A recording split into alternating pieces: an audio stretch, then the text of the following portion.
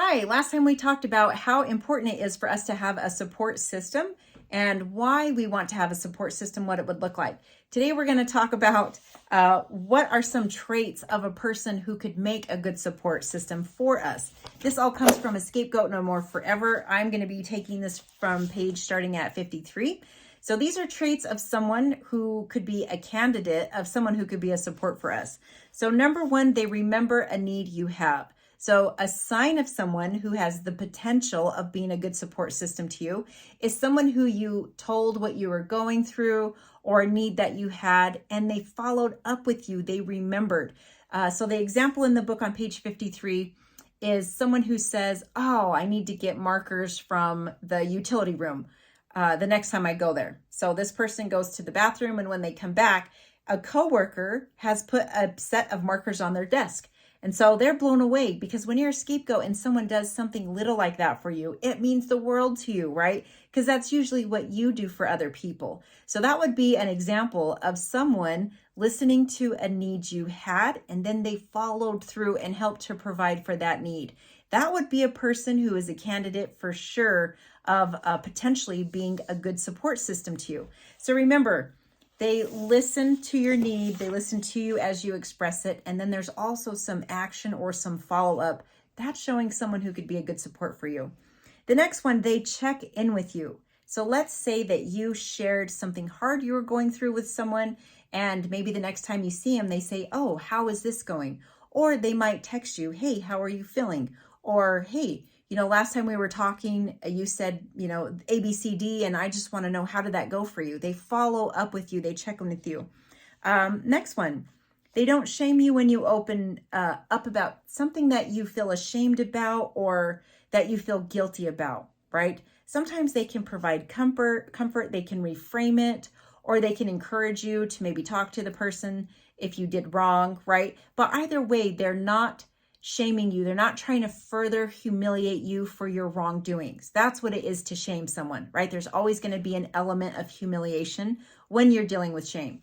So if you open up and say something wrong and they start to embarrass you more, humiliate you more, that would not be someone who's in the running for a candidate to be in your support system, right? That would be someone that would probably, I wouldn't be as vulnerable with them again, especially with something that I've had a shortcoming with, right? Next one, they don't try to control you or abandon you, right? So a lot of times scapegoats, they were either really controlled or abandoned. So when we go looking for a support system, we can kind of be drawn to controlling types of people or people who threaten to abandon us. But moving forward, entering into this new life, because that's the whole next portion we're covering with the Scapegoat No More Forever, right? In this new life, we no longer want to hitch our wagons to people who are controlling or hitch our wagons to someone who threatens to abandon us. Those would be ear pricks or red flags, right? That would kind of get our attention you're getting angry with me because I'm not doing what you want me to do. Or I feel like you're mocking me for something I would like to do in my life. Or I feel like you're trying to put me down in some way after I share something I'm doing. Those are people that do not get to be as close to us. But people can change. And if they do change and you see a change in them and their support starts to be better, we slowly let them get close to us again, because that also is very possible. And they could end up a good support system. But we don't let that happen until we see a change on their part, right? Doesn't mean they have to be completely out of our life, but I just probably wouldn't be as vulnerable because I can't have you talking me out of goals I set for myself or these dreams I have for my life. I need someone who can support me, right? That's the purpose of a support system. Okay, the next one. They initiate contact as well. A lot of times scapegoats do all the planning, they do all the driving, they do all the paying, they do all the cooking, all the cleaning, right? There's the ones who are just going above and beyond all the time. They're not as good at receiving it from someone else. So even when someone tries to reciprocate, a lot of times scapegoats will say, you're fine. No, don't even worry about that. Nope, I got it. Nope, I got it. But instead of doing that, we want to let other people come alongside of us and support us, right? We want to let them have a chance to reciprocate the kindness that we've shown or the care that we've taken of them. So be watching for someone who initiates contact with you as well. So they're inviting you to things, they're offering to do things with you and for you. It's not just one way all the time. That's another person who's a good candidate to be in your support system.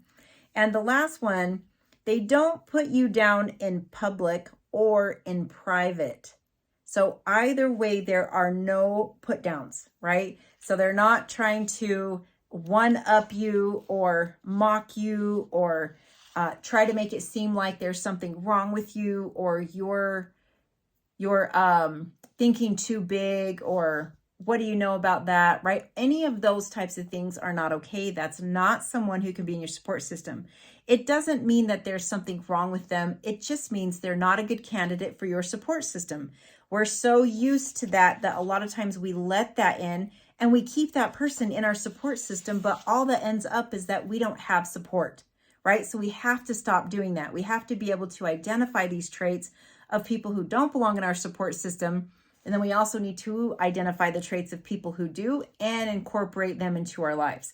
So remember, it's not clear, black and white, but you'll know over time, especially if you see those traits. So just to go through them really quickly again to summarize.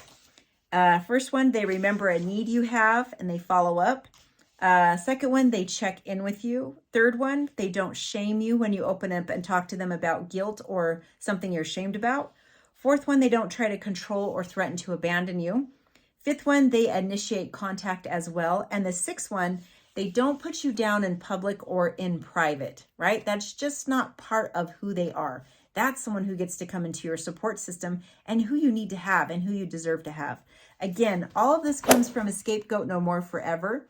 You can find it on Amazon.com. There's also a full course available on relationaltrauma101.podia.com. I'll put the link to both of those in the description below. Take good care, and I'll see you in the next one.